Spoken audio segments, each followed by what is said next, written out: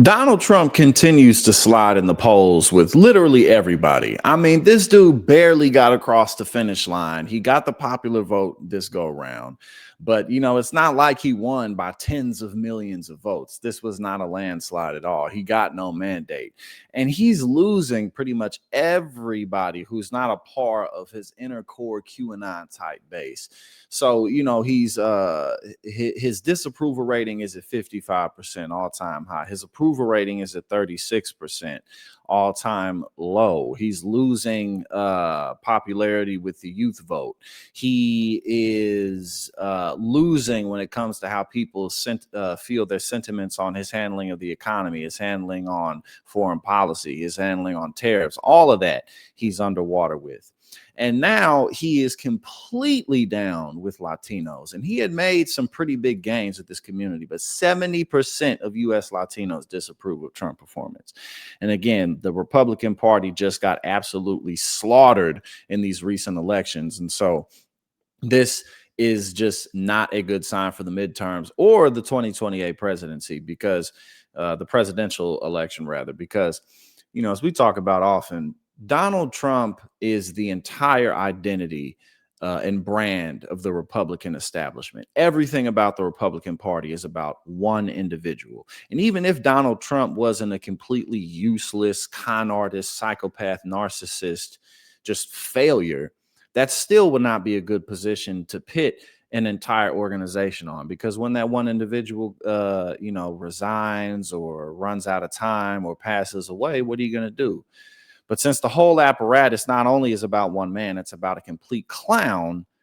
Well, you can't follow that up. You don't have JD Vance can't do it. Tucker Carlson doesn't want to do it.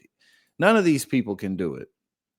So this is from Pew Research. 70% disapproving of his job performance, including 55% who strongly disapprove. Only 27% approved of his handling, with 18% strongly approving. So his approval rating was 30% in June.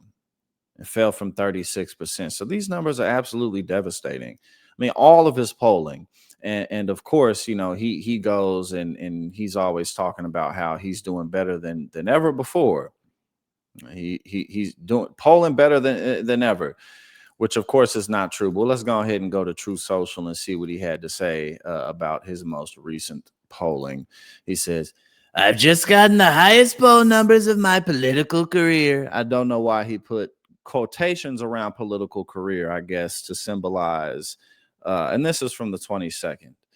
He said this a few days ago. He's always saying this. He's polling better than ever before. But it's funny that he put political career in quotations. "While my great work on the economy has not yet been fully appreciated, it will be. Things are really rocking. Stopping wars and foreign relations seems to be a strong suit. Also great, the border and stopping crime. I predict that the economy, with the already highest stock market ever and prices coming sharply down from the Biden disaster, will soon be at the top of the list. Make America great again."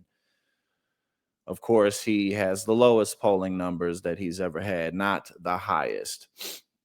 And he goes on Laura Ingraham. He goes everywhere and tells people that prices are lower. When Laura asks him, what about rising prices in the grocery store? People are having concerns about this. What do you have to say to your constituents who are counting on you, are counting on you to bring prices down? "No, I don't believe those polls. Those are fake polls. Actually, grocery prices are lower than they've ever been before, because nobody ever thought of the word grocery before I ran in 2024. No one's ever said it. When people go to the store, they never thought of the word grocery until Donald Trump came along." uh I mean, again, and that's one of the bigger issues. Like, you can spin a lot of things, but you can't spin the fact that people have less money. You can't spin the fact that our discretionary spending is drying up, car repossessions are blowing up, corporations are cutting tens of thousands of jobs. These things add up. These things add up. And just because Donald Trump reversed some of the tariffs all of a sudden doesn't mean that that prices are going to come crashing back down. It's very difficult to get prices to come down once they go up. And when it comes to some of the bigger issues with the economy, like mortgages, uh, the price of rent, that's why Zoran Mamdani did so well in New York. And also, he's a very skilled and talented politician. But I think that he has a very good opportunity to set a new tone for the direction that a lot of politicians take, not just in the policy positions, but just what they stand for publicly and loudly. But Donald Trump continues to sink in the polls. This is not good for him. And I don't see how he gets himself out of this. I really don't. Hey now, thank you so much for tuning in here at Politics and Paper. If you like what I do and you support my work, go ahead and subscribe. I greatly appreciate it and really helps to support what we do here.